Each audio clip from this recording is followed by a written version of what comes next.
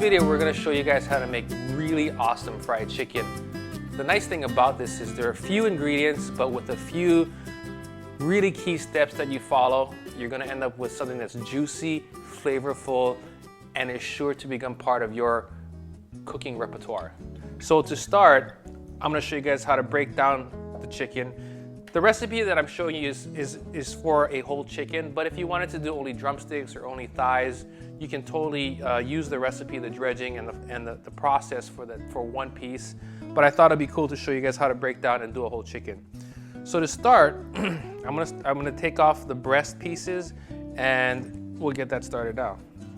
So the first thing I'm doing is taking off the wing piece here, and this is something that I like to do just for presentation.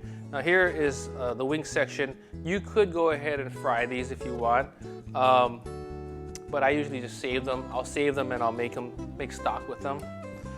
So what happens is you hold the chicken by the wing, you cut right into the skin right above the wing joint, and you scrape into the bone. And then you pop the bone out, and then you go and trim it like that. Super easy. Now, you have two nice pieces of bone that are they're considered Frenched, and they'd be great for presentation. And I'm gonna take off the breast now. Here's the breast, and as you can see here, this is the sternum piece right here.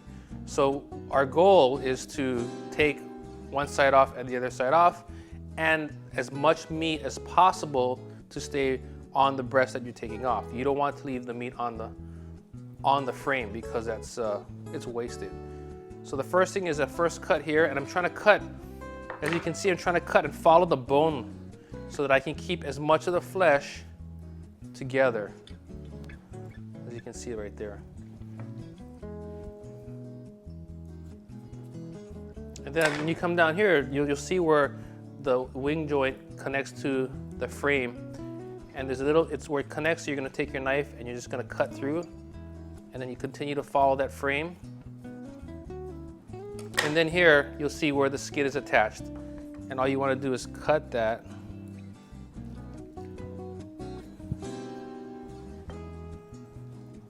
And here's one breast right here. Now, if you're gonna just cook this, you could saute this, and this would be a perfect portion for one breast. So this side might be easier for you to see. But again, I'm trying to follow and stay as close as I can to the frame with my knife. And really, the breast should just fall off as I'm cutting through.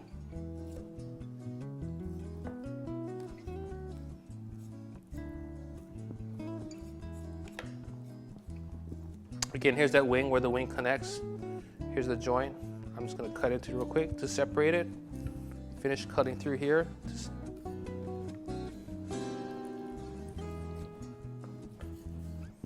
And here would be my second piece. Here's the second breast right here. Okay, so now I'm left with the two legs. And what you do to take the legs off is basically you hold one leg, and so that you want to let the weight of the chicken work with you. So I'm going to start with my knife. I'm going to come right here where the leg starts, and if right back here, there's two little pieces of meat here, and those are called the oyster.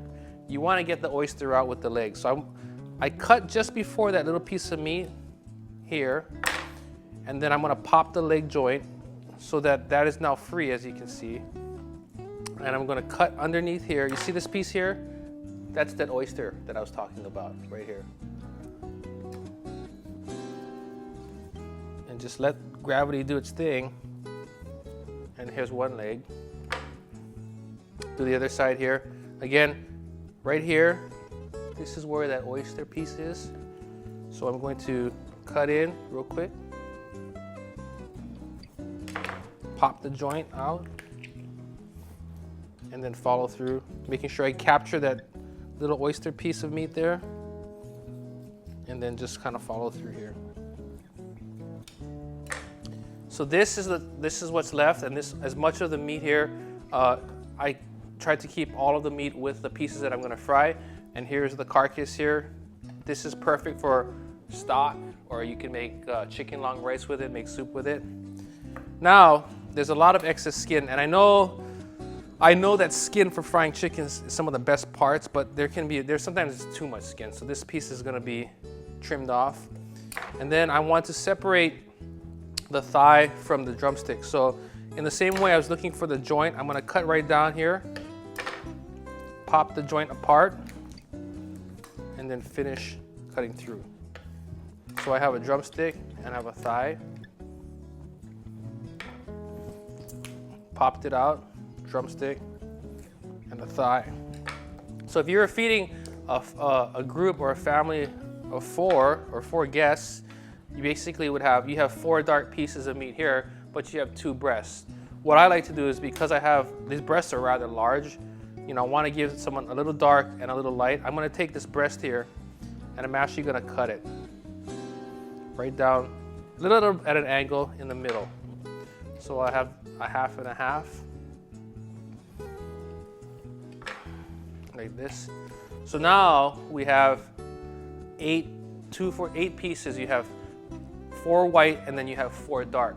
So when we fry this, we are able to offer a piece of white and a piece of dark per guest. The next thing we're gonna do is I'm gonna go ahead and marinate this. So I put all of the chicken in a bowl, and what I'm gonna do is marinate it with buttermilk. So I have buttermilk here. I'm gonna go ahead and put it on the chicken, and we're gonna let this marinate. If you're gonna do this, if you're gonna do this the same day, you wanna let the chicken marinate for at least an hour. And what's happening now is the buttermilk is one, it's gonna give it flavor. It's gonna give it nice, juicy moistness. But there's acid in the buttermilk, and that acid is gonna help tenderize the meat when we fry it. If you don't have buttermilk, there's a couple things you can do. You can use yogurt, or you can use whole milk and just put a splash of lemon juice or just a splash of vinegar in there, and it sort of replicates the same process that would happen if you were using buttermilk. So those are a couple of things to think in mind. I'm gonna let this marinate, and then when we come back, we're gonna dredge, and then we're gonna fry. All right, so we have our chicken here that's marinating in the buttermilk. Now we're gonna make our seasoning, and then we're gonna go ahead and start frying. What I have here is AP flour, and we're gonna add some cayenne pepper. We have salt. Then I have, this is onion powder. And then we're gonna add some garlic powder as well. I'm just gonna go ahead and mix it up evenly. We'll use a fork just to kind of get it all mixed up.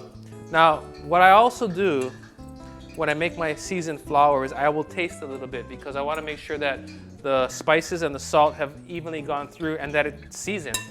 You know, if I think it needs a little bit more salt, then I'll add more salt.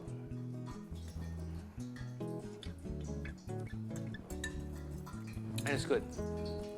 Okay. Now the process that we're gonna do is, I like to do a double dredge. So we're gonna take the chicken out, we're gonna put it in the flour, get it evenly coated. I'm gonna dip it one more time and then coat it one more time so that it has a nice crust. That's one of the things that I think makes the difference in a great fried chicken. The other thing is, when you're getting ready to do this, you wanna make sure that you are using, when you do the breast meat, do all the breast meat first, or do all the leg meat first. And the reason why is you wanna do all your white together and then all your dark together, because they cook at different times.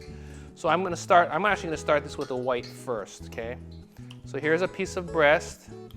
Get all that extra buttermilk off, and then I'm gonna go ahead and put it in the flour.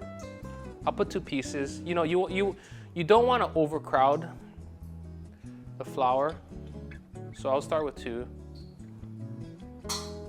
And the thing that you gotta do when you're doing a dredging is you really wanna try to keep, if there's a hand that gets wet, that wet hand, try not to touch the flour, because then you'll just get all gummed up.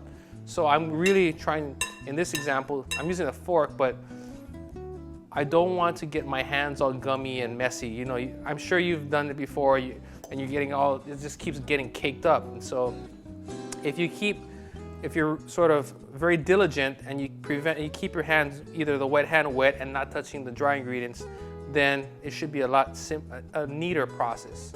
So as you can see, this is dredged. I'm gonna go one more time in, just lightly, back into the flour. Same thing here. Get a little bit of that buttermilk back on here, and then it goes in. What's important is you want, as you're doing this, now I'm getting ready to go in with this hand.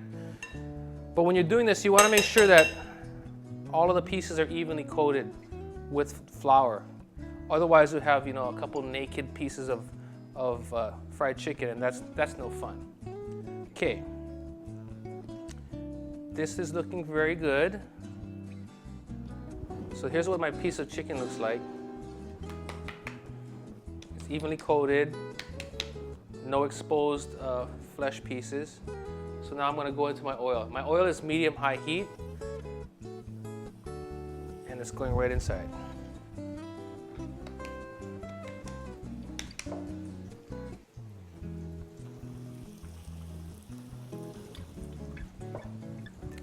Go ahead and finish up with my breast meat real quick. Now, a couple ways you can do the cooking. You can cook the chicken all the way on the stove, but sometimes the pieces are really big, and sometimes your oil may be a little bit hotter than you think, and it's going to brown the chicken too fast. You don't want to keep the chicken, and if the thing is brown already, you keep it any longer, it's going to burn, and then you'll have burnt raw chicken. So what I always do when I'm doing chicken, especially with big pieces, these are kind of big, I turn the oven on to about 350, and if I need to, I'll go ahead and put the chicken in the oven. Once this gets nice and brown, I'll put it on a sheet pan, and then I'll finish it in the oven. So let me get these two in.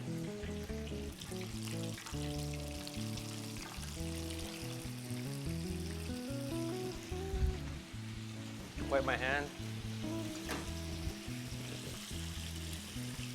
I'm going to turn the first two pieces here. They're looking pretty nice and brown, nice and golden. Now for frying chicken, you want a medium-high heat. When I put the chicken in, you notice that it's bubbling nicely, but it wasn't like super foaming and really aggressive. You want it to be nice and gentle cooking like this, because if it's going really fast, it means the oil is really hot, and you're trying to balance the browning and the cooking of the chicken all to come together, so it's just the right brown, and then the meat's done.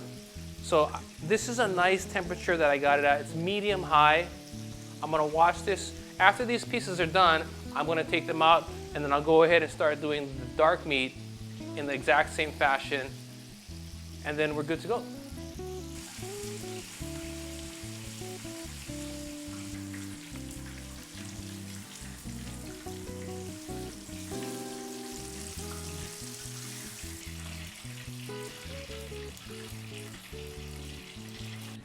Okay, so I just took out the chicken here because I like the color. I don't want it to darken anymore. Now these are big pieces of chicken, so what I am going to do is I'm going to finish them for a few more minutes in the oven. And the way that you can tell that the chicken is done is I always recommend having a meat thermometer. So you want to go for 165 internal temperature with the thermometer. If you don't have the thermometer, if you pierce all the way into the thickest part of the flesh with a fork, and you remove the fork, when the juices come out, you're looking for clear juice. When you see clear juice, that means the chicken is completely done. So I'm going to go ahead and put these in just for a few minutes.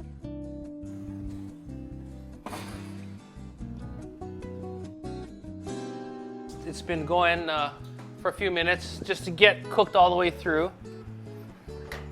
And this is what it looks like. I think it looks pretty awesome. So we have all of our white pieces here. We've got our dark here. I got a plate here with some musubis on there. That's how I like to eat my chicken, very simply.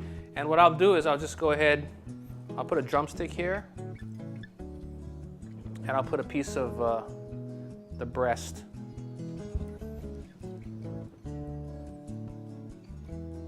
And then that's an awesome meal right here. You can do, you know, rice, coleslaw, mashed potatoes, you name it. And I know it's screaming hot, but I can't help myself. I'm going to try a piece here. But before I do, I just want to remind everyone that you can get more videos like this at foodland.com.